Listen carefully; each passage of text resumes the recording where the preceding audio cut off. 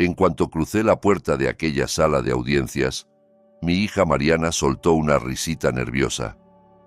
Mi yerno, Gerardo, solo negó con la cabeza, como si yo fuera un chiste patético al que había que soportar. Entonces el juez levantó la vista. Se quedó blanco como el papel. El mazo se le resbaló de la mano temblorosa y, casi sin voz, murmuró un nombre que nadie más en la sala conocía. Un nombre que llevaba años enterrado. El bisturí. Me miraba directamente a mí. Mi familia creía que estaba metiendo a un viejo senil en una jaula. No tenían idea de que acababan de declararle la guerra a un fantasma. Todo había empezado, como suele ocurrir, con un insulto que se suponía que debía ignorar. Era una cena de domingo. Yo estaba sentado en la cabecera lejana de una mesa de caoba tan pulida y tan larga que parecía una pista de aterrizaje. Mariana y su marido, Gerardo Valdés, ejercían de reyes en su mansión de Los Ángeles, con vista a un cañón y a una alberca infinita que parecía fundirse con el horizonte. «La alberca infinita no es negociable, Jero», decía ella con la voz afilada. «Tiene que verse impecable, como si cayera directo al cañón».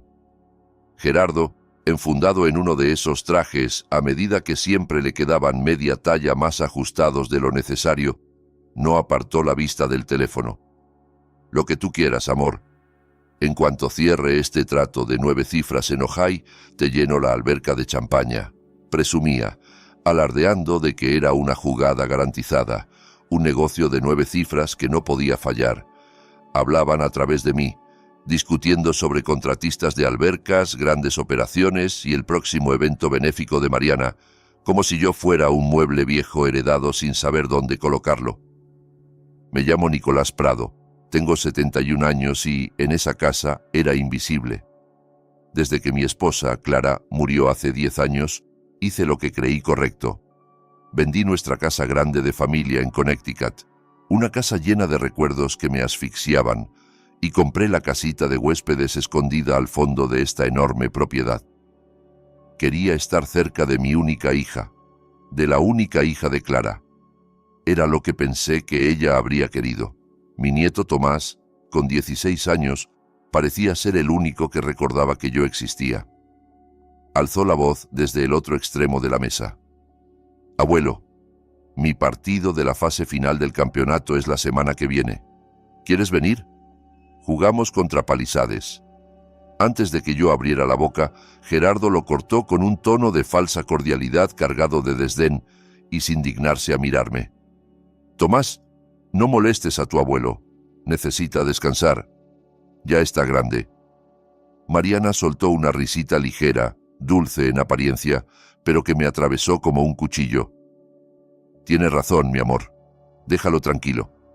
Seguro que ya está cansado solo de estar sentado ahí.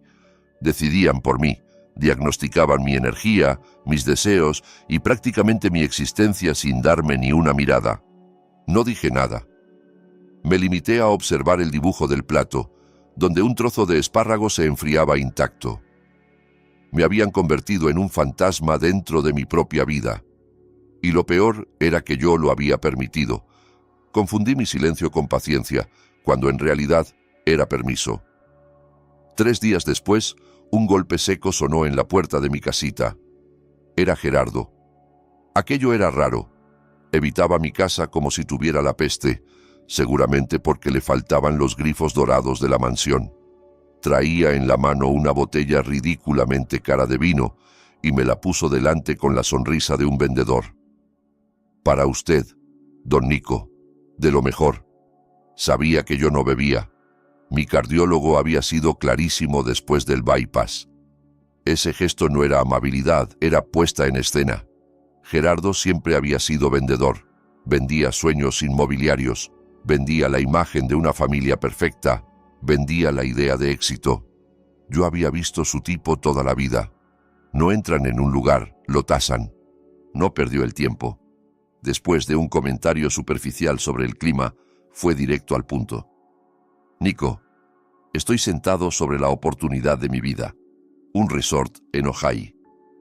El trato está casi cerrado, pero topamos con un pequeño detallito regulatorio. Solo necesito un pequeño préstamo puente para destrabar los permisos, nada más mostrar liquidez. Se inclinó hacia mí, cubriéndome con un aroma de colonia demasiado fuerte. Sé que esta casita está a tu nombre y sin hipoteca. Está aquí sola, sin trabajar. Lo único que tienes que hacer es ponerla como garantía. $500,000. Eso es todo. Al sentir mi silencio, aceleró, como cerrando una venta. 6 meses máximo. Te devuelvo 700,000. Un 40% de rendimiento, Nico. Eso no lo encuentras en ninguna parte. Lo observé. No era entusiasmo, era desesperación. Un brillo de sudor fino le nacía en la frente. Gerardo, dije con la voz completamente plana, tengo 71 años. Ya pasé la etapa de tomar riesgos. Mi dinero es para mi jubilación y, francamente, para mis gastos médicos. La respuesta es no. El cambio fue inmediato, como si le arrancaran una máscara. La sonrisa se deshizo, sustituida por un rencor frío y reptiliano. Increíble, escupió. De verdad, increíble. Después de todo lo que hacemos por ti, vives aquí en nuestra propiedad sin pagar renta. Paguen o no, esta casa la compré yo, Gerardo. Lo interrumpí despacio. Y ni siquiera mueves un dedo para ayudar a tu propia familia. Dios mío, qué viejo egoísta. Dijo que yo vivía en su terreno. No sabía o había decidido olvidar que cuando compré la casita 10 años atrás, no solo adquirí la construcción, sino las 2 hectáreas sobre las que se asentaba su mansión. Él tenía un contrato de arrendamiento de 99 años por $1 simbólico al año, conmigo. Él vivía en mi terreno y no tenía la menor idea. Lanzó la botella de vino sobre la mesa de centro con tanta fuerza que me hizo sobresaltarme. Te vas a arrepentir, viejo. Te vas a arrepentir de ser tan egoísta. Salió dando un portazo. La vibración hizo temblar la foto de Clara en mi escritorio. Una semana después, me desperté a las 3 de la mañana con un dolor sordo en el pecho que bajaba por el brazo izquierdo. No era la punzada aguda del infarto, sino el abrazo asfixiante y familiar de la angina, estrés, justo lo que mi cardiólogo había advertido. No jueguen al héroe, don Nico, llame a emergencias. Mi primera llamada fue a la casa principal, a Mariana. Contestó al cuarto tono, con la voz cargada de sueño y fastidio. «Papá, ¿qué pasa? Es de madrugada». «Hija, no me siento bien», dije, intentando mantener la calma. «Me duele el pecho, no es insoportable, pero... ¿me puedes llevar a la clínica? Solo para estar seguro». Al otro lado de la línea, escuché un suspiro hondo, pesado, el sonido de quien se siente profundamente molesto. «Papá, en serio, mañana temprano tengo la reunión grande del comité del evento benéfico. Vienen todas aquí. No puedo. Si es tan grave, llama al 911. No exageres. Clic». Colgó. No preguntó qué tan intenso era el dolor, ni si tenía miedo. Solo me dijo que estaba reaccionando de más. El apretón en el pecho se hizo más duro, pero esta vez no venía del corazón. Pedí un Uber. Me senté atrás de un Toyota Prius, sujetándome el pecho, y dejé que un desconocido me llevara a urgencias. Era angina inducida por estrés. Me pusieron una pastilla de nitroglicerina bajo la lengua y me dejaron en observación 4 horas. A las 9 de la mañana me dieron de alta. Pedí otro Uber de regreso. Al llegar a los grandes portones de la propiedad, vi la camioneta blanca de Mariana, su Range Rover perlado. No estaba aparcada frente a la casa principal, sino frente a un spa en Beverly Hills, donde celebraba su reunión de caridad. No solo me faltaban al respeto, sino que además me veían como un recurso más que exprimir. Me percibían como una molestia, un problema que había que gestionar, un recado que se podía ignorar. En ese momento supe que algo tenía que cambiar. Lo que no imaginaba era la rapidez con que llegaría ese cambio. A la mañana siguiente, mientras tomaba un café negro viendo cómo la niebla se levantaba del cañón, un golpe seco e impaciente resonó en mi puerta. No era Gerardo. Su manera de tocar era arrogante. Este sonido era profesional. Abrí y me encontré con un hombre en uniforme impecable, con un escáner digital en una mano y un sobre blanco rígido en la otra. ¿Don Nicolás Prado?, preguntó con voz neutra. Servicio Legal Express. Firme aquí. Firmé en la pantalla. Me entregó el sobre y se fue antes de que yo cerrara. Pesaba más por la intención que por el papel. Mis manos estaban firmes cuando tomé el abrecartas que Clara me había regalado 30 años atrás. Abrí el sobre y saqué los documentos. Las palabras saltaron frías y precisas. Una petición legal, una demanda presentada ante la Corte Superior de Los Ángeles.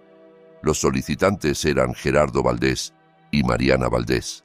El demandado era yo. Revisé la primera página, con la visión estrechándose.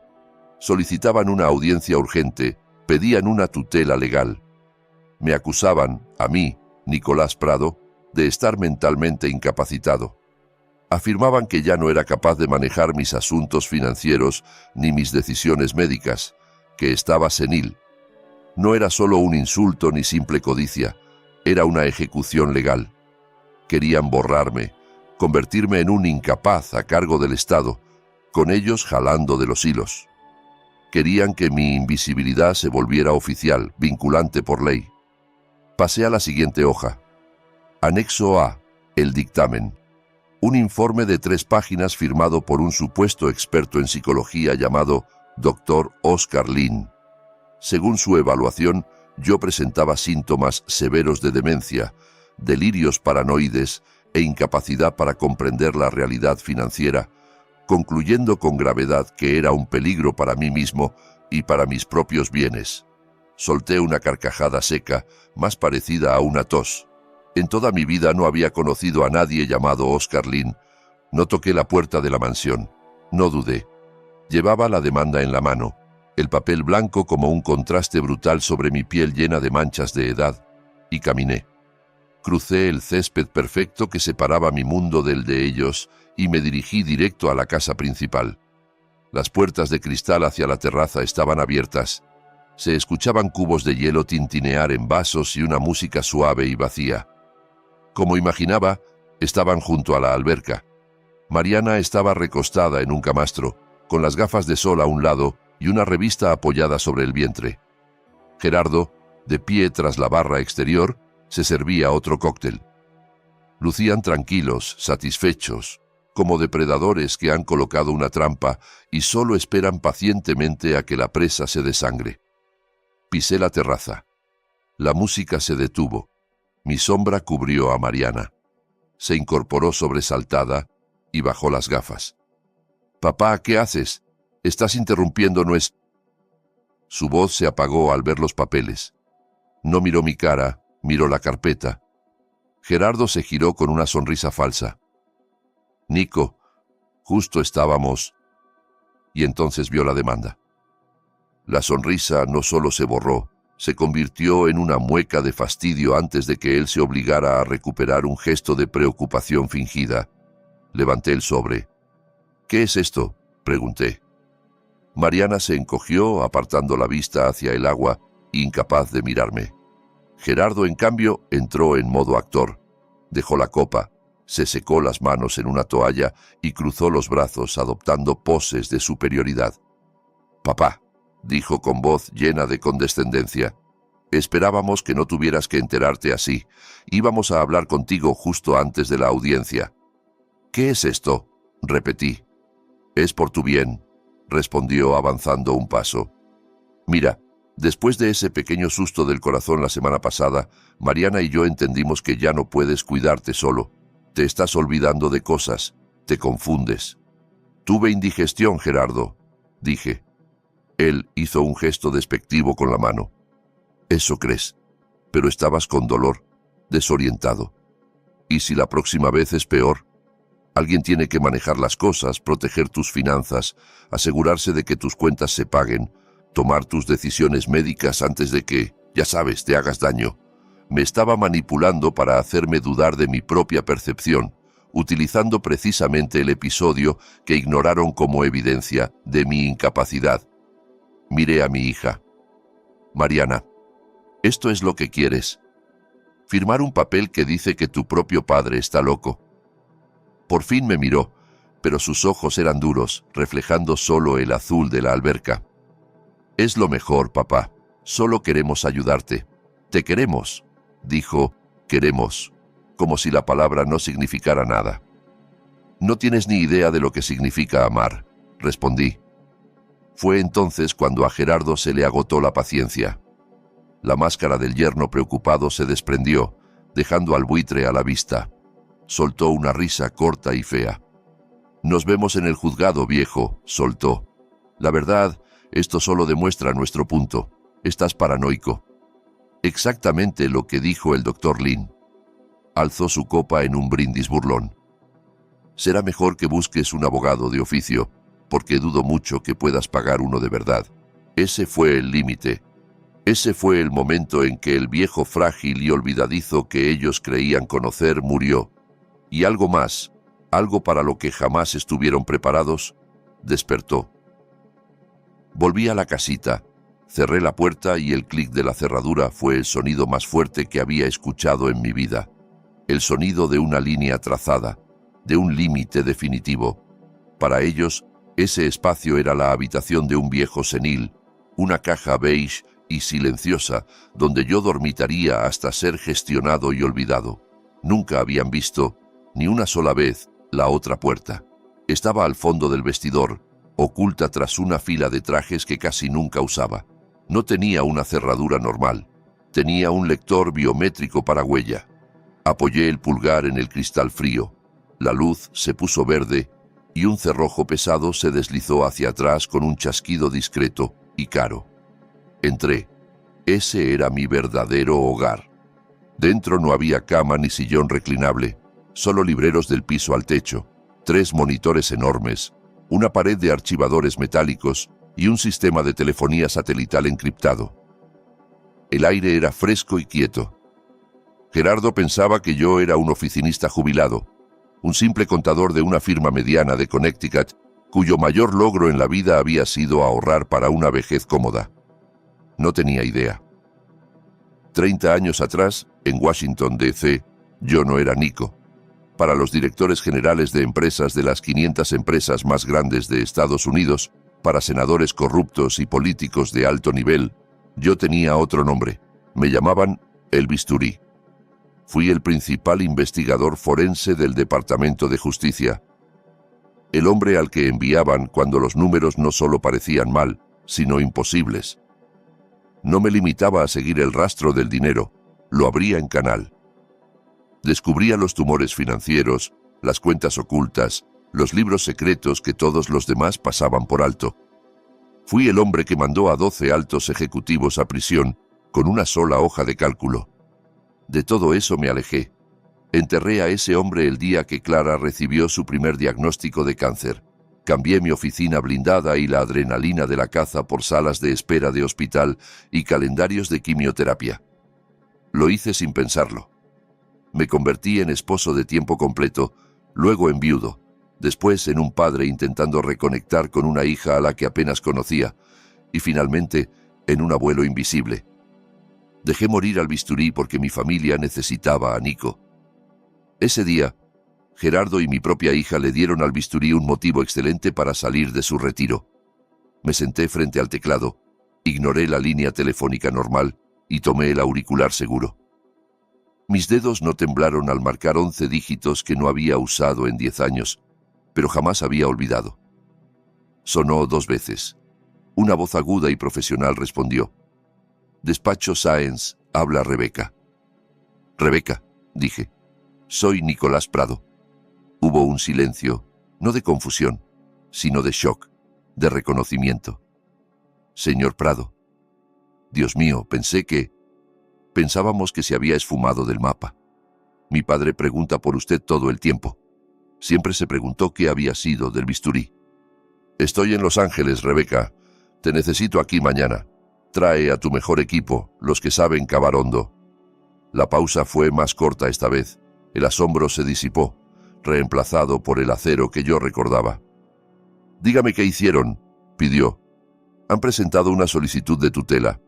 Dicen que estoy senil. Quieren quedarse con todo». Se escuchó una risa breve, sin humor. Que usted está senil. No tienen ni idea, ¿verdad? No tienen ni idea de a quién acaban de intentar encerrar. Su voz se volvió estrictamente profesional. Entendido, bisturí. Estoy en camino. Solo dígame, ¿por dónde quiere que demos el primer corte? Rebeca llegó a las 10 en punto de la mañana siguiente. No tenía el aspecto de una abogada estridente de Los Ángeles, ni auto ostentoso, ni bolso de miles de dólares. Llevaba un traje pantalón oscuro, sencillo, el pelo recogido en un chongo severo y unos ojos del color del acero frío. Traía un portafolio delgado. Era lo contrario de Gerardo. Sustancia, no pose. Hija de un viejo colega fiscal, era como su padre, todo nervio y método. No perdió tiempo en cortesías. Entró en mi oficina oculta, la recorrió con una sola mirada, como quien analiza un mapa de guerra. Los servidores, los monitores, los archivadores. Asintió una vez, despacio. No tienen ni la menor idea, ¿verdad? No, siguen creyendo que soy un viejo confuso, respondí deslizándole la demanda. Y aquí está su prueba. Anexo A. Dr. Oscar Lin. Rebeca tomó el documento. No necesitó leerlo entero. Le bastó el nombre y la firma. Dr. Oscar Lin, evaluación psicológica. Perfecto. Abrió el portafolio, sacó una tableta y tecleó el nombre en una base de datos segura. Dame 3 horas. Toma 2, respondí. Esbozó una sonrisa fina que no llegó a los ojos. Te llamo en una. Y salió con la misma discreción con la que llegó. Mientras tanto, yo no me quedé esperando. Comencé a dibujar la arquitectura financiera de Valdés Holdings GP y de las demás sociedades que sabía que él había creado. Estaba montando el esqueleto. Rebeca traería la carne. Exactamente 58 minutos después sonó la línea segura. Nico, soy Rebeca. Eso fue rápido. No era difícil, dijo, con una frialdad digital. Cuando alguien es tan chapucero, los hilos están tirados por el suelo esperando a que los recojas. Y esto no te lo vas a creer. Sorpréndeme. Primero, el doctor Oscar Lin no es psicólogo. Esperé. Tampoco psiquiatra, ni neurólogo, ni siquiera médico general. Entonces, ¿qué es Rebeca? Es dentista. Dejó que la palabra flotara. Un dentista. Un hombre que limpia sarro y empasta muelas, firmando un dictamen donde me declaraba mentalmente incompetente. La arrogancia era casi artística. Un dentista, repetí. O, más bien, ex-dentista, me corrigió. Le revocaron la licencia hace 5 años de manera permanente la Junta Dental de California. Ahora viene lo bueno. Fraude masivo al seguro, cirugías inventadas y, su especialidad, recetar opioides ilegalmente, miles de pastillas. Montó una clínica de pastillas en un centro comercial de Reseda. Gerardo no había buscado a un experto sobornable cualquiera. Había encontrado a un criminal. Un profesional caído en desgracia, sin licencia, desesperado por dinero y ya sucio hasta el cuello, con nada que perder. Pero la pregunta importante no era quién era Lin, sino cómo lo había encontrado. Eso no lo encuentra uno en Google, Rebeca, dije. Un desarrollador inmobiliario como Gerardo no se tropieza por casualidad con un dentista desacreditado de Reseda. Eso mismo pensé, respondió ella. No fue una relación social, fue una financiera. Cuando lo detuvieron hace 5 años, Lin enfrentaba 10 cargos graves. La fianza se fijó en $100,000 y él no tenía ni un centavo. ¿Un fiador de fianzas? Exacto. Una compañía de fianzas cubrió el monto, pero pidió un garante, alguien que firmara y pusiera un colateral en caso de fuga. ¿Quién fue el garante, Rebeca? Una sociedad de papel, una empresa de responsabilidad limitada registrada en Delaware, con un solo objetivo de gestión de activos. ¿El nombre? Pregunté, aunque ya lo sabía. Valdés Holdings GP, dijo. Me recosté en la silla. Las piezas no solo encajaban, chocaban entre sí. Gerardo no había encontrado a Lin la semana pasada, ni lo había sobornado el mes pasado. Lo llevaba comprado 5 años. Pagó su fianza, seguramente pagó a su abogado, Lo mantuvo atado a una correa corta, guardado en el bolsillo, esperando el día en que necesitara un doctor, dispuesto a firmar un papel. No era un arranque impulsivo de codicia tras mi negativa del préstamo. Esa negativa solo fue la prueba de fuego. Aquello era un plan de contingencia, una jugada premeditada. Llevaba años planeando declararme incompetente y apropiarse de mis bienes. «Rebeca», dije con voz baja y dura, «acabas de desarmar su arma principal. Has neutralizado al perito. Ahora me toca a mí. Sigue excavando el lado legal. Consigue todo el expediente penal de Lynn y el nombre del abogado que le pagó Gerardo. Yo me ocuparé de los números». Cerré la puerta, reduciendo el mundo al resplandor de mis 3 monitores. Ahí vivía de verdad, no en la casita silenciosa, sino dentro de los datos. Gerardo pensaba que las finanzas en mi época se llevaban en libros contables de papel y visores verdes. No comprendía lo que soy, un fantasma digital a punto de atormentar cada servidor que hubiera tocado. Empecé por la empresa que pagó la fianza de Lynn, Valdez Holdings GP, una LLC de Delaware, anónima y blindada. Gerardo sería descuidado, pero no estúpido. Sabía lo básico sobre protección de activos. Había apilado sus estructuras. Valdez Holdings era dueña de Ojai Crest Properties LLC, que a su vez pertenecía al fideicomiso familiar Valdez, una muñeca rusa de entidades diseñada para impedir ver quién poseía realmente qué. Sin embargo, cometió un error de principiante, un fallo crítico y fatal: la arrogancia. Tenía prisa y era tacaño. Para registrar todas esas LLC, presentar los formularios en Delaware y California y abrir las cuentas, usó el mismo correo personal en cada trámite, una dirección vieja que seguramente consideraba ingeniosa: gerovaldes@hot. Un correo que quizá no revisaba desde hacía años y quedaba por enterrado. No sabía que los viejos servidores jamás borran nada del todo. No necesitaba hackearle la cuenta, eso sería ilegal, y yo iba a hacer esto respetando las reglas. Tampoco requería leer sus mensajes, solo ver con quién se había comunicado. Pasé el correo por varias bases de datos a las que aún tenía acceso, viejas puertas traseras al sistema financiero que el Departamento de Justicia había abierto décadas atrás y olvidado cerrar. Buscaba patrones: correspondencia con bancos, transferencias, solicitudes de crédito. En 20 minutos tuve el primer impacto grande. El correo estaba vinculado a una data room segura, una bóveda virtual donde prestamistas y deudores intercambian documentos confidenciales. Gerardo había estado muy ocupado. No se trataba de un banco cualquiera, no era un Wells Fargo ni un Chase. Era una firma de capital privado cuyo nombre me erizó el vello de los brazos: Citadel Apex Capital. No eran banqueros, eran fondos buitre, es decir, fondos de inversión que se aprovechan de gente y empresas en ruina. No prestan a negocios sólidos, cazan hombres desesperados como Gerardo, rechazados por todos los bancos, y les lanzan una cuerda que lleva anclada una piedra. No tenía acceso al contenido de la bóveda, pero sí a los registros del servidor. Veía nombres de archivos, asuntos de correos, tiempos de conexión. Era una masacre. El proyecto de Ojai, ese trato seguro de 9 cifras, era un desastre absoluto. Gerardo se quedó sin dinero a mitad de la construcción, falseó los informes de liquidez para obtener el préstamo inicial, mintió a los contratistas que empezaron a presentar embargos. No había quemado solo unos millones. Los registros mostraban una quema total de capital de $50 millones. Y Citadel Apex ya se había enterado. Los correos dejaron de ser cordiales. Se volvieron frenéticos. Una cascada de avisos automáticos de incumplimiento, seguidos de mensajes directos de Gerardo suplicando prórrogas. Solo 60 días más. El proyecto es sólido. Es un problema momentáneo de flujo de caja. Hasta que apareció el correo final, el que lo explicaba todo.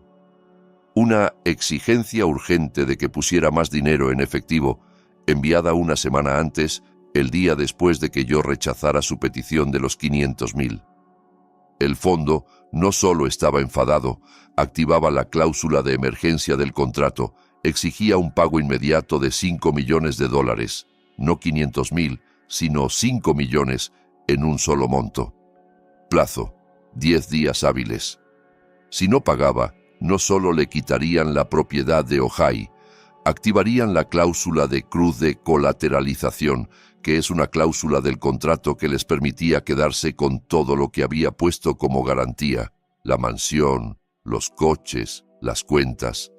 Cláusula que él había firmado sin leer, lo que les permitía ejecutar todo: Valdés Holdings, la mansión, la camioneta de Mariana, cada centavo en cada cuenta a su nombre.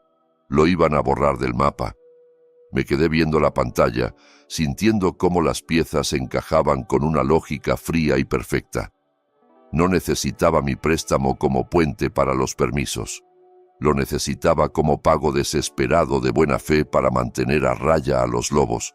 Cuando dije que no, activó su plan de contingencia, el que llevaba 5 años guardado. No quería solo mi casita, ni mi fondo de jubilación. Estaba quebrado y quería mi patrimonio entero, que seguramente creía mucho mayor que esos 500.000. Necesitaba liquidar todo lo mío para salvarse él. No intentaba solo robarme, buscaba sacrificarse con mi cuerpo. Entonces me surgió otra pregunta, más helada. Si estaba en bancarrota y enfrentando una exigencia de 5 millones, un animal acorralado perdiendo dinero por todos lados, ¿de dónde sacó el dinero para atacarme? Una demanda como esa, aunque sea fraudulenta, no sale barata. Abogados, aunque sean de lo más rastrero, exigen provisiones de honorarios, no trabajan fiado. Y el propio Lynn, delincuente desacreditado, no iba a firmar perjurio por una promesa. Habría pedido efectivo por adelantado, y mucho. ¿De dónde sacó Gerardo, incapaz de pagar sus propias deudas, 50 o 100.000 dólares líquidos para montar esto?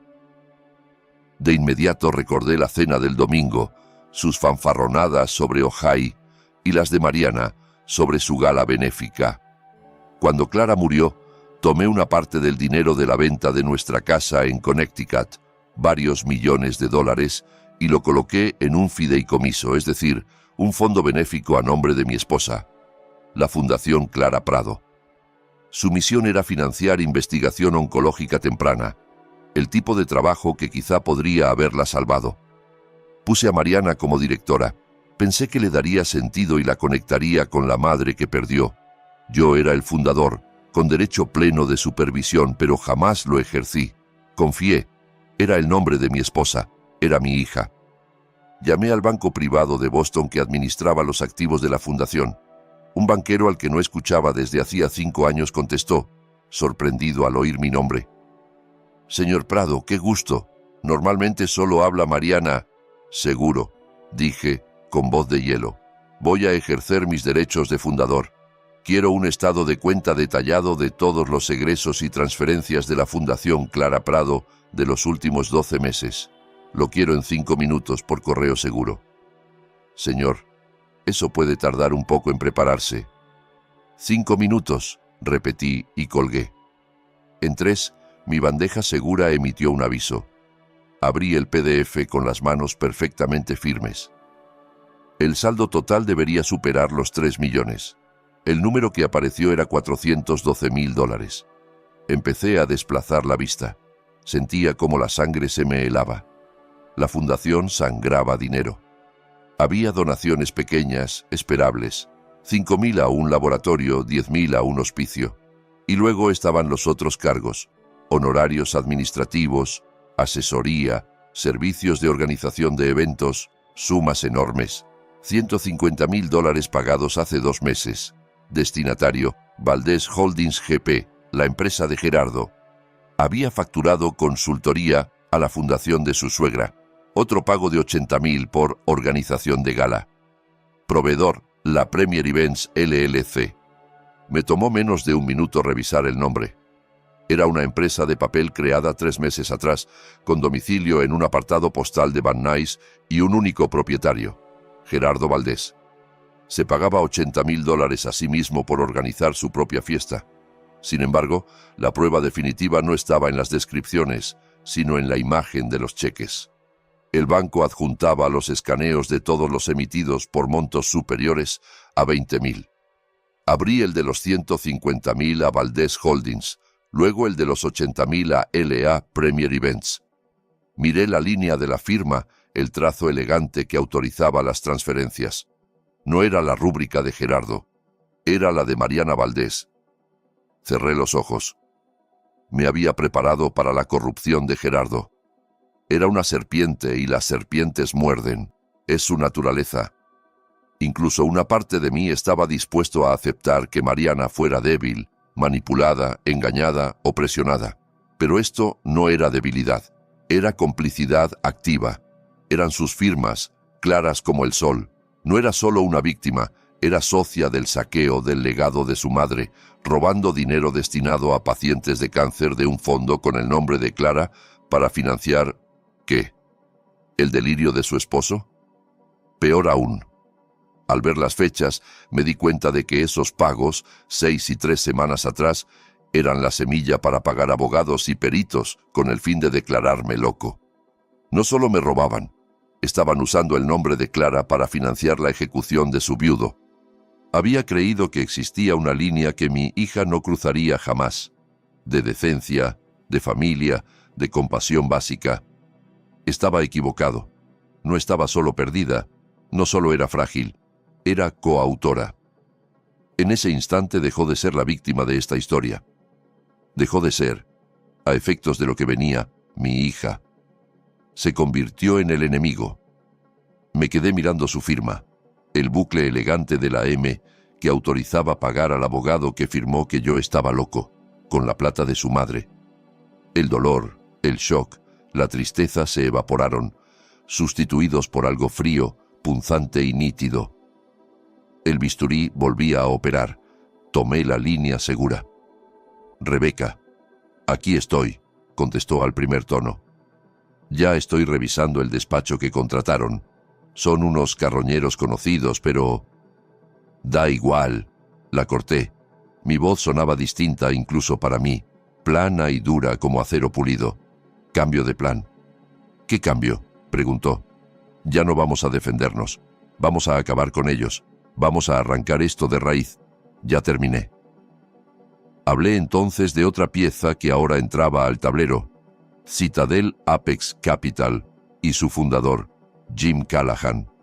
30 años antes, en Washington, Jim no era dueño de un fondo multimillonario, sino un operador joven y arrogante atrapado en el escándalo de Enright Corporation.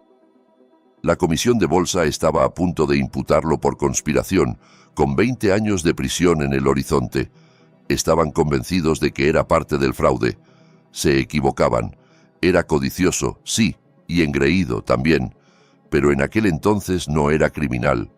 Yo era el investigador principal del caso.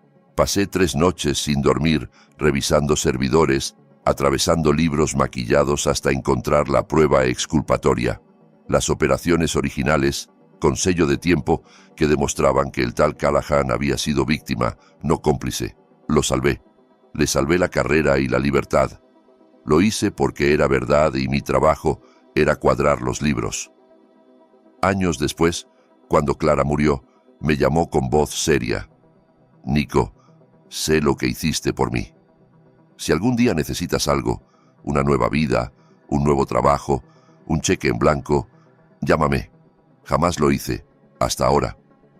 «Rebeca», dije, «yo me encargo de Citadel Apex.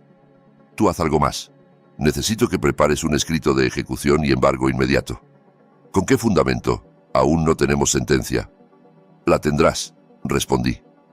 Marqué la línea directa a la oficina personal de Callahan. Su asistente intentó detenerme. «El señor Callahan está en una reunión de consejo. Dígale que lo llama el bisturí», dije. «Y que es por Enright». Estuve en espera 3 segundos. «Nico», tronó una voz segura, con un matiz de temor, el miedo de quien oye a un fantasma del pasado. «¿Está todo bien?» «Hola, Jim. Ha pasado tiempo. No te llamo por los viejos tiempos. Vengo a cobrar mi ficha. Dilo». Tienes un préstamo con un sujeto llamado Gerardo Valdés, un proyecto de resort en Ojai. Está en incumplimiento, en quiebra. Un momento, dijo. Lo oí teclear. Sí, 50 millones. Un desastre. Mi equipo va a ejecutar sus garantías el lunes. El tipo es un idiota. No quiero que ejecutes nada, Jim. Quiero que me vendas su deuda. Toda. El pagaré, el colateral, el incumplimiento, todo. A ti es papel tóxico. No lo compro como inversión, aclaré. Quiero ser su único acreedor. Te transfiero ahora mismo el principal pendiente, los 5 millones, desde un fideicomiso ciego. Sin rastro hacia mí, solo un cambio silencioso de acreedor. Fue listo. No preguntó por qué. ¿Quieres ser tú el monstruo, Nico? Bien. Me salvaste la vida. Es lo mínimo que puedo hacer. Gritó órdenes a alguien en su oficina. Mis abogados harán la cesión hoy mismo. En 1 hora, la deuda será tuya. Gracias, Jim. No, gracias a ti. Buena caza. Colgué y volví con Rebeca. Listo, le dije. Citadel Apex ya no tiene el pagaré. Lo tengo yo. Dios, murmuró. Compraste su deuda. Eres su banco. Soy su peor pesadilla, corregí. Ahora termina ese escrito de embargo. Él está en incumplimiento conmigo por 5 millones. Quiero anotado gravamen sobre la mansión, sus autos, Valdés Holdings, todo. Lo tendré listo para que el notificador esté en su puerta en 1 hora. No, repliqué. No vamos a notificarle nada. Está esperando una pelea sobre mi sanidad mental. No sabe que su vida entera está en juego. No le daremos aviso. Entraremos con todo directamente al juzgado y se lo entregaremos en el peor momento posible. El día de la audiencia, el pasillo del juzgado olía a café rancio y cera barata. Rebeca sostenía su portafolio delgado. Me miró seria. Nico, ¿listo? Me ajusté los puños de la camisa. No llevaba el suéter de punto y los pantalones de pana con los que estaban acostumbrados a verme, la ropa beige de un hombre que se desvanece. Ese día llevaba armadura, un traje gris carbón de alta calidad, hecho a medida, que no tocaba desde hacía más de 10 años, cuando declaré ante el Comité Bancario del Senado. Aún me quedaba perfecto. Me había cortado el cabello, estaba afeitado. No era el hombre que creían, era el que había sido. Listo, respondí. Entramos. La sala era pequeña, beige y sin alegría. Gerardo y Mariana ya estaban en la mesa de los solicitantes, cuchicheando, casi eufóricos. Su abogado, un hombre con traje brillante y demasiado gel, ordenaba papeles con confianza sobrada. Al verme, Mariana levantó la vista. Me vio con el traje y una risita nerviosa se le escapó. Se cubrió la boca, pero los hombros le temblaban. Se inclinó hacia su esposo. Casi pude oírla. Mira, se cree que esto es un funeral.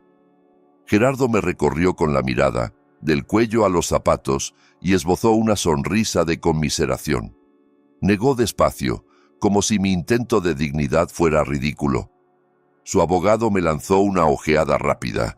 Me clasificó de inmediato como un viejo de 71 años jugando a disfrazarse y me borró de su mente. No tenía ni idea. Nos sentamos en la mesa del demandado. Rebeca colocó su portafolio sobre la mesa y se sentó a mi lado, calma, tensa como un arco. No dijimos palabra. Todos en pie, entonó el alguacil aburrido. Nos levantamos. El juez entró desde una puerta lateral, con la toga algo gastada y expresión cansada, el rostro de un hombre que ha visto demasiado y cobra poco. Se acomodó en su silla alta. Pueden sentarse. Se puso unas gafas de montura dorada y tomó el expediente del día. En la placa se leía, Juez Ricardo Carmona. Buenos días, murmuró con monotonía. Estamos aquí por el primer asunto de la lista, expediente 881-B, en el asunto de la tutela de Nicolás Prado. Leyó el nombre y, por pura rutina, alzó la vista para identificar al demandado. Me miró. El aire salió de la sala. El juez no solo se detuvo, se quedó petrificado. Su cara, hasta entonces máscara de burocracia, se volvió ceniza. Los ojos, agrandados por las gafas, se abrieron de par en par. El bolígrafo barato que sostenía se le escapó de los dedos y golpeó la madera con un estrépito exagerado en el silencio. Gerardo y Mariana lo miraban, extrañados. Su abogado levantó la vista, molesto por la interrupción. La mano del juez temblaba a la vista de todos. Me observaba con la boca entreabierta. Se inclinó hacia el micrófono de cuello de ganso, olvidando que lo amplificaba. Con voz de puro estupor murmuró: «Dios, ¿de verdad es él?». Todas las cabezas giraron hacia mí. Ya no miraban al juez, me miraban a mí. Los rostros de Gerardo y Mariana se quedaron en blanco. Aquello no estaba en el guión. Yo también lo había reconocido, no al juez gris de casi 60 años, sino al fiscal adjunto de 35, nervioso, ambicioso, ahogado en un caso que lo superaba, el caso Enright. Aquel joven fiscal había recibido el mayor expediente de su carrera, un fraude corporativo multimillonario, y lo estaba perdiendo. Sus testigos estrella se caían uno tras otro. Su caso se desmoronaba y con él su futuro. Hasta que subió al estrado su perito. Yo. El hombre al que llamaban cuando las cifras eran una maraña de mentiras. El que, en un solo día, desplegó un fraude de 1.000 millones en una hoja de cálculo comprensible para un jurado. El que envió a 12 directores financieros y contadores a prisión. A Ricardo Carmona no solo le sonaba mi nombre. Yo le había regalado su carrera. Ahora me miraba como si viera a un muerto. Sujetó con fuerza los bordes de su estrado. Ya no veía a un anciano senil, veía al bisturí. Por fin apartó la mirada de mí y la dirigió, despacio, a la mesa de los peticionarios. Se clavó en el abogado de Gerardo.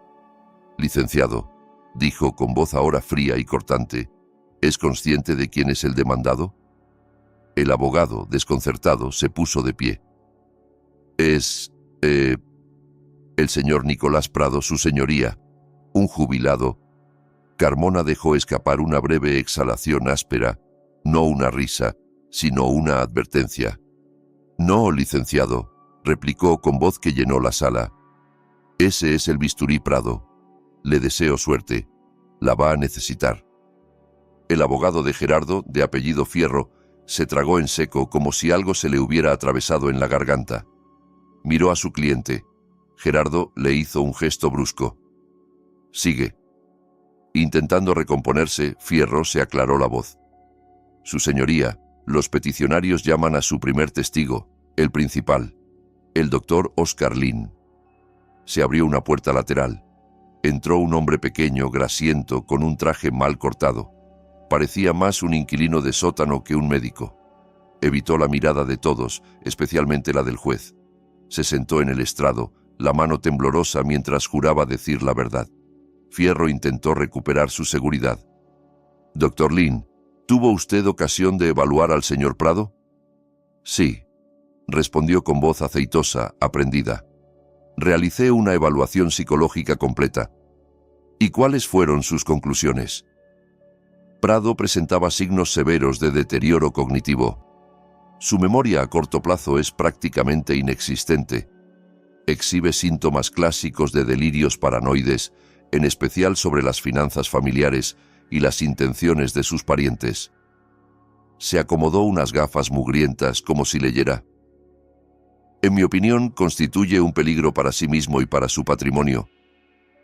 «¿En su opinión profesional está capacitado para manejar sus asuntos?».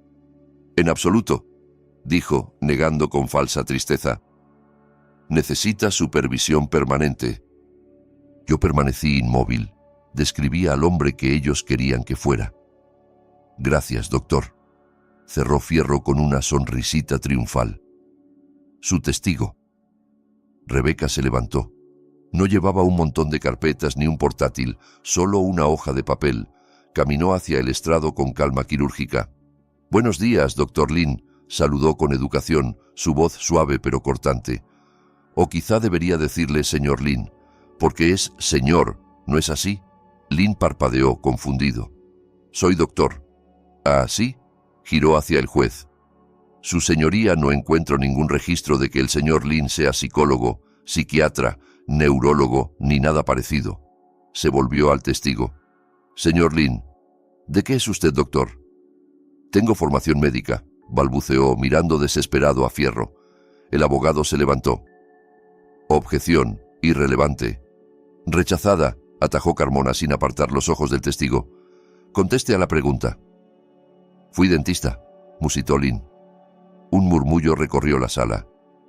Dentista, repitió Rebeca, dejando que la palabra pesara. O más bien, exdentista, ¿no es así? Estoy retirado, mintió. ¿Retirado? Alzó una ceja. O más bien con la licencia revocada de forma permanente por el estado de California en 2019. Eso no, la voz de Rebeca arremetió. Es público. Revocación por mala praxis grave, fraude masivo a aseguradoras y por operar una clínica de pastillas de opioides en su consulta de Reseda. ¿Es correcto, señor Lynn? El testigo temblaba. Era una rata acorralada. ¡Objeción! ¡Acoso!, bramó Fierro. Esto es contrainterrogatorio, licenciado, cortó el juez. Y es fascinante. Continúe, licenciada Sáenz. Rebeca dio un paso más. Una última pregunta para su opinión de experto, señor Lynn. ¿Recibió o no una transferencia de $25,000 de una empresa llamada Valdez Holdings GP 3 días antes de firmar este dictamen? Objeción. Especulación, sin fundamento, gritó Fierro, ya al borde del pánico. Su señoría, tengo el comprobante de transferencia aquí, dijo Rebeca. Caminó hasta el proyector y colocó la hoja. La imagen apareció en la pared. Un recibo bancario nítido de Valdez Holdings GP a Oscar Lynn por $25,000, concepto consultoría. La cara del juez se tiñó de rojo. Miró a Lynn como si fuera veneno. Señor Lynn, gruñó, está bajo juramento y acaba de cometer perjurio flagrante en mi sala. Ha presentado un documento fraudulento como parte de una conspiración delictiva con los peticionarios. Señaló al alguacil. Alguacil, detenga a este hombre. Queda arrestado por perjurio. El clic de las esposas resonó en el silencio. Mariana dejó escapar un chillido ahogado. Gerardo se quedó rígido viendo cómo se llevaban a su experto, esposado. Su caso se había ido esposado tras él. Fierro estaba perdido, con los papeles desparramados. Gerardo, más que pálido, estaba amoratado de rabia. Le agarró la manga, le susurró algo con violencia. Tembloroso, el abogado se puso de pie. Su señoría, mi cliente, el señor Valdez, desea declarar para aclarar este malentendido. ¿De veras?, ironizó Carmona. ¿Quiere declarar después de que su testigo principal ha sido detenido por perjurio en complicidad con él? Miró a Rebeca. ¿Alguna objeción? Ninguna, su señoría, respondió ella. Nos encantará escucharlo. Muy bien, señor Valdez, al estrado. Recuerde que también estará bajo juramento. Gerardo prácticamente empujó al alguacil para subir. Intentaba proyectar seguridad, pero era un hombre que se ahogaba y hacía más espuma de la necesaria. Se sentó aferrado al borde de la barandilla. Su señoría, empezó con tono ensayado de víctima. Todo esto es una tragedia. Mi esposa y yo solo estamos preocupados por él. Siempre se ha tratado de eso, señaló hacia mí. Está confundido, paranoico. Se encierra en esa casita por días, esconde sus cuentas, nos acusó de querer robarle. Solo hemos querido protegerlo. El abogado le lanzó una pregunta suave. Entonces, su única motivación era la preocupación. Al 100%, aseguró Gerardo. Es por su bien. Rebeca se levantó de nuevo. Señor Valdez, dijo con curiosidad helada, acaba de declarar bajo juramento que el señor Prado no está lúcido y es paranoico. Así es. Y que esa supuesta falta de lucidez se nota en especial en el tema financiero. Exacto.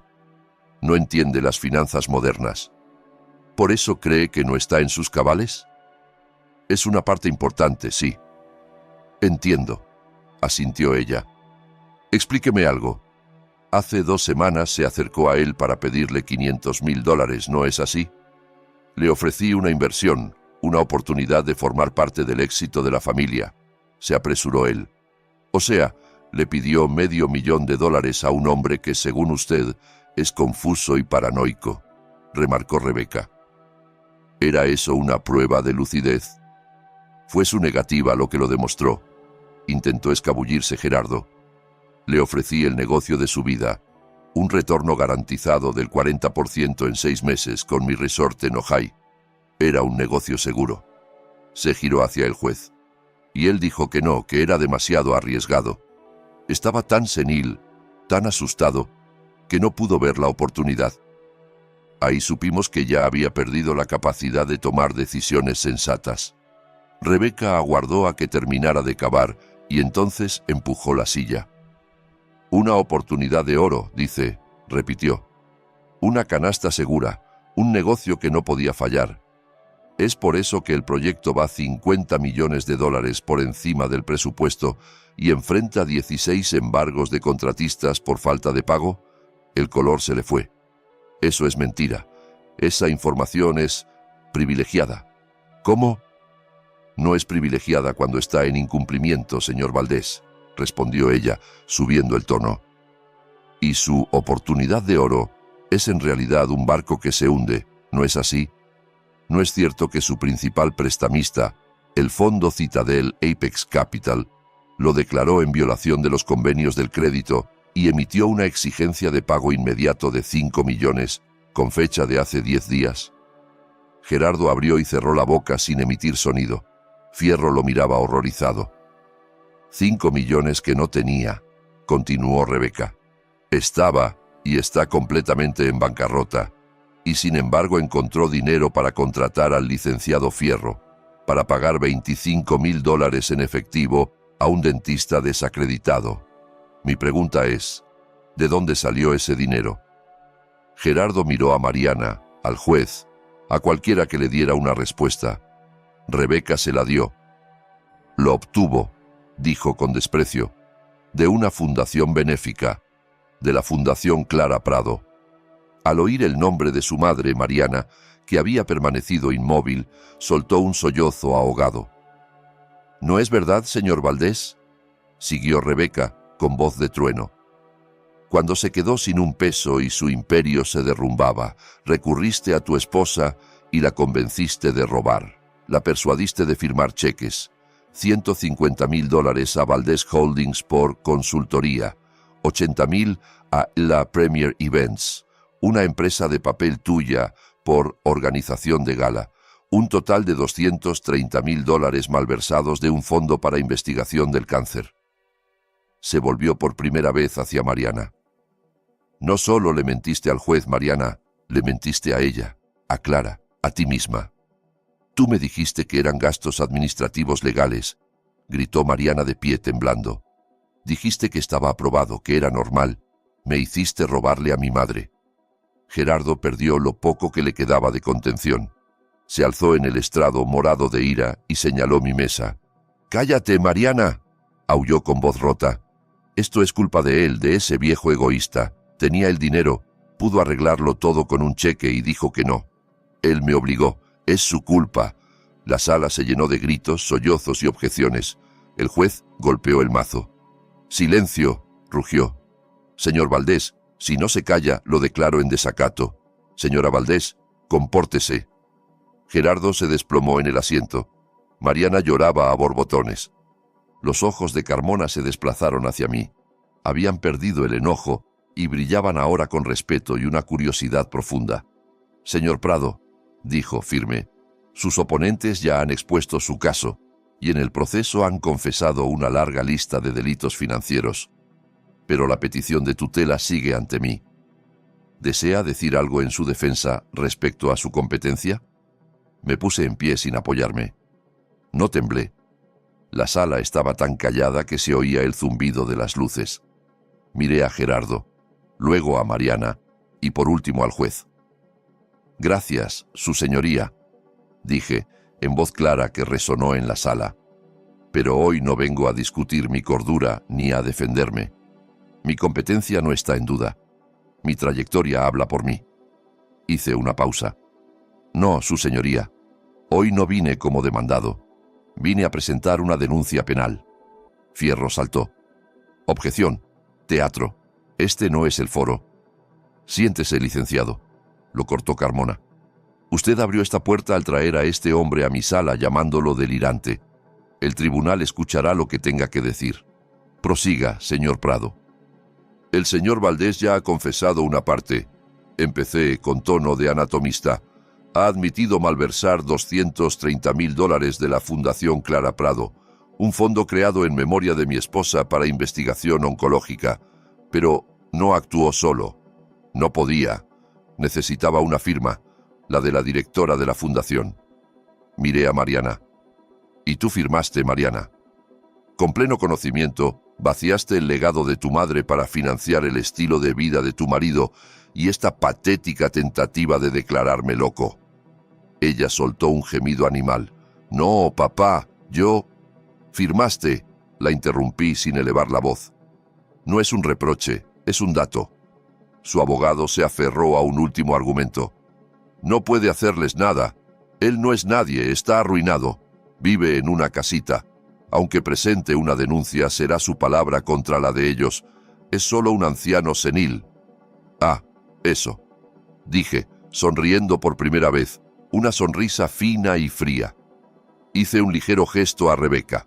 Ella se levantó, abrió el portafolio y sacó un legajo de documentos con tapa azul. No se lo entregó al juez ni a mí. Cruzó la sala y lo dejó frente a Gerardo. ¿Qué? ¿Qué es esto?, balbuceó él. Eso, señor Valdés, dijo Rebeca con voz clara. Es una notificación urgente de ejecución y embargo. Fierro le arrebató el expediente, leyó la primera página y se puso gris. Esto es imposible, susurró. Es de Citadel Apex Capital, pero la fecha... Gerardo se lo arrancó. ¿Qué dice? Parece que va un poco atrasado con las noticias, Gerardo, dije. Tenías razón. Incumpliste tu préstamo de 5 millones con Citadel Apex y estaban listos para embargarte todo. Una lástima. Mis ojos no se apartaban de él. Ese crédito se vendió. Tenían tantas ganas de quitárselo de encima que aceptaron una oferta inmediata. Compré tu deuda, Gerardo. Entera. El pagaré, las garantías, todo. Tú ya no estás en incumplimiento con Citadel. Estás en incumplimiento conmigo. Di un paso adelante. Y a diferencia de Callahan, yo no estoy aquí para renegociar ni darte plazo. Estoy llamando al pagaré hoy mismo. La mansión es mía. Los coches son míos. Valdés Holdings es mío. Todo lo que creías tuyo ahora me pertenece. Me giré hacia Carmona, que contemplaba la escena con algo que se parecía mucho a la admiración. Su señoría, esta triste comedia de tutela ha terminado. Lo que empieza ahora es el desalojo y el ajuste de cuentas. A partir de ahí, lo de Gerardo dejó de ser un juicio para convertirse en una sentencia anunciada. Un hombre que grita su confesión en sala abierta no tiene muchas salidas legales. Intentó luchar. Contrató a un abogado todavía más caro, con dinero que seguramente no tenía. Intentaron pintarme como un viejo rencoroso y manipulador que lo había tendido una trampa. Hablaron de estrés extremo, de desesperación. Era una defensa patética, como una rata atrapada en una trampa de acero culpando al queso. La fiscalía, muy interesada desde el informe detallado de Carmona, no tuvo que esforzarse. Le ofrecieron un acuerdo para ahorrarse el juicio. Lo rechazó, arrogante hasta el final, convencido de que podría embaucar a un jurado. Lo llevaron a juicio y lo enterraron. No tuve que declarar. Los documentos bastaron. Los estados de cuenta de la fundación, las facturas falsas de sus empresas de papel, el perjurio de Lynn, su propio fraude bancario en Ojai. Era una avalancha de papel y cada hoja llevaba su nombre. El jurado deliberó menos de una hora. Lo hallaron culpable de 12 cargos: fraude electrónico, fraude de valores y malversación agravada. El juez lo miró, viendo no a un empresario, sino a un hombre que estuvo dispuesto a destruir la vida de otro para ocultar sus delitos, y decidió convertirlo en ejemplo. No le dio una cárcel cómoda para delincuentes ricos de traje y corbata, sino 10 años en un penal estatal. Lo vi marcharse con un mono naranja en vez de su traje hecho a medida. Por fin se había quedado sin cartas que jugar. Los libros, al menos en su caso, estaban cuadrados. Mariana fue lo más difícil. Era mi hija, la sangre de Clara, pero también era coautora. Las pruebas eran irrefutables. Su firma en los cheques, su vida de lujo sosteniéndose semana a semana sobre dinero robado del legado de su madre. Su abogado vino a verme casi suplicando: «Don Nicolás, ella fue manipulada. Es víctima de abuso psicológico». Gerardo la controlaba. ¿Él le sujetó la mano para firmar?, pregunté. ¿La obligó con una pistola en la cabeza? Es una mujer adulta. Tomó decisiones. Me pidió que hablara con la fiscalía para pedir clemencia, que escribiera una carta de apoyo asegurando que era buena persona, que cometió un error. Dije que no. No iba a interferir. No se trataba de venganza, sino de consecuencias. Había pasado 10 años permitiéndole vivir sin ninguna. Había tolerado su debilidad, su codicia, su crueldad casual. Meterme ahora para rescatarla del incendio que ayudó a prender habría sido el último y peor acto de un padre fracasado. Tenía que estar sola frente al balance. La imputaron igual que a Gerardo, pero ella fue más lista. Vio el final del camino y aceptó un acuerdo. Se declaró culpable de uso indebido de fondos caritativos, un delito grave. El juez fue menos duro. Escuchó sus lágrimas y su relato sobre el control de Gerardo, pero también leyó los estados de cuenta. La condenó a 3 años de libertad condicional formal, la obligó a devolver hasta el último centavo, los $230.000, a la Fundación Clara Prado, y añadió una condición más: 2.000 horas de servicio comunitario obligatorio, no recogiendo basura ni archivando papeles. La asignó a la residencia geriátrica Jardines de la Sierra, específicamente al ala cerrada de demencia y Alzheimer. Durante 2 años, cada fin de semana, mi hija, la mujer que intentó que declararan senil a su padre para robarle los bienes, se dedicaría a bañar, alimentar y limpiar a hombres y mujeres realmente perdidos, personas que no recordaban sus propios nombres ni las caras de sus hijos. Yo quería que lo viera, que lo oliera, que entendiera en los huesos la realidad del arma que intentó usar contra mí. Fue una sentencia justa, tal vez la primera lección auténtica que recibió en su vida. 6 meses después, el silencio sobre la propiedad era absoluto. La mansión ridícula que habían construido se había ido. Ordené venderla en subasta, junto con el terreno que siempre había sido mío. También vendí la casita, todo. El producto se repartió en 2 fondos, la mitad para rellenar y aumentar sustancialmente la Fundación Clara Prado, ahora bajo gestión profesional seria. La otra mitad en un fideicomiso para Tomás, inaccesible hasta que cumpla 25 años. Yo estaba en la casita, vacía, rodeado de cajas de cartón apiladas, las paredes desnudas. En la oficina oculta empaquetaba mis archivos. Los monitores estaban negros. El bisturí volvía al cajón.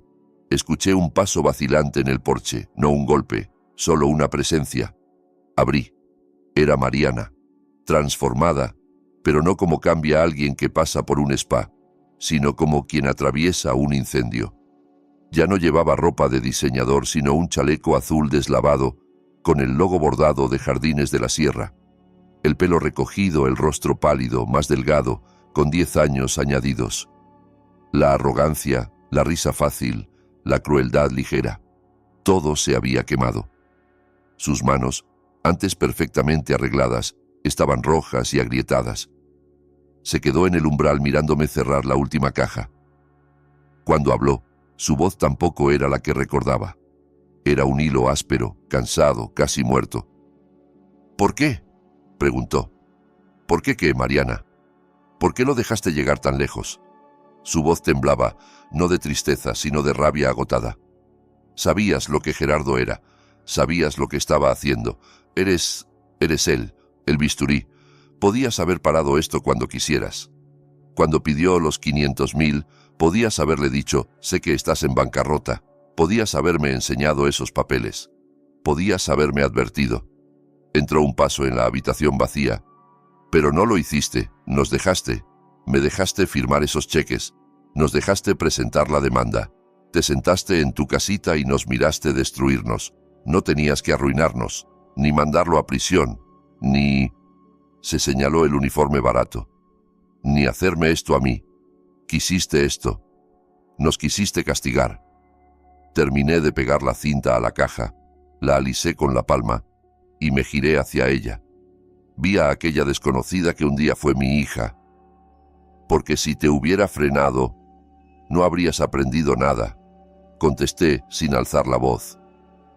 Me habrías odiado una semana, me habrías llamado viejo paranoico y controlador y luego habrías vuelto con él. Habrías creído su siguiente mentira, habrías encontrado otra forma de darle el dinero. Habrías seguido sangrando la fundación de tu madre, gala tras gala. Yo no te dejé hacer nada, solo te permití ser quien eras. Fui hacia el viejo escritorio. Cuando tenías 10 años, robaste $50 del bolso de tu madre. Querías un juguete y ella te dijo que no, comenté. Mariana se estremeció. Clara lo supo. Lloró 1 hora en el baño, convencida de que había fracasado como madre. Luego salió, te abrazó y no dijo nada. Volvió a poner $50 en el bolso. Te perdonó sin más, porque tenía un corazón blando y quería paz. La miré a los ojos duros y claros como cristal. Yo creo en los libros contables. Los números siempre tienen que cuadrar. Nunca pagaste por ese primer robo, así que seguiste llevándote cosas cada vez más grandes. No me respetaste. Gerardo no me respetó, y ninguno de los dos respetó la memoria de tu madre. No solo cruzaste una línea, Mariana, la borraste y bailaste sobre su tumba a cambio de una alberca. No respondió.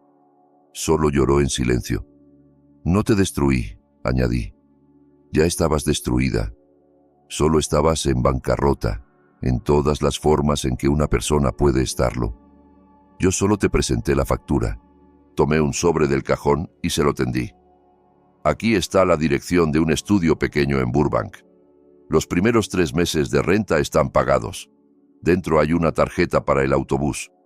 Después de eso estás por tu cuenta. Los libros están limpios. Lo tomó con la mano temblorosa. Me miró por última vez, buscando, no sé si perdón, consuelo o al padre que creía tener. Ese hombre se había ido, se dio la vuelta y se marchó. La vi alejarse. Tengo 71 años. Me he jubilado 2 veces. La primera de mi trabajo, la segunda de ser un anciano invisible, complaciente y silencioso. El día de la audiencia solo decidí volver a tomar la pluma. Me llamo Nicolás Prado, y por fin mis libros están cuadrados.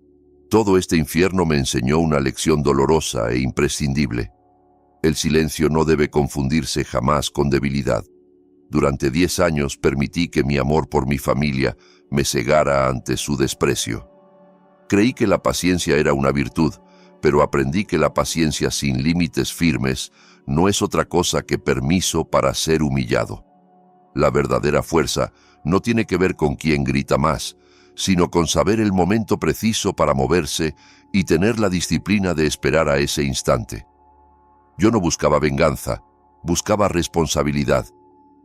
A veces el acto más profundo de amor propio, y paradójicamente hacia los demás, es decidir, de una vez por todas, cuadrar el balance. ¿Qué habrías hecho tú en mi lugar? Cuéntamelo en los comentarios y no olvides darle like y suscribirte si crees que el respeto verdadero es algo que se gana, no algo que se exige.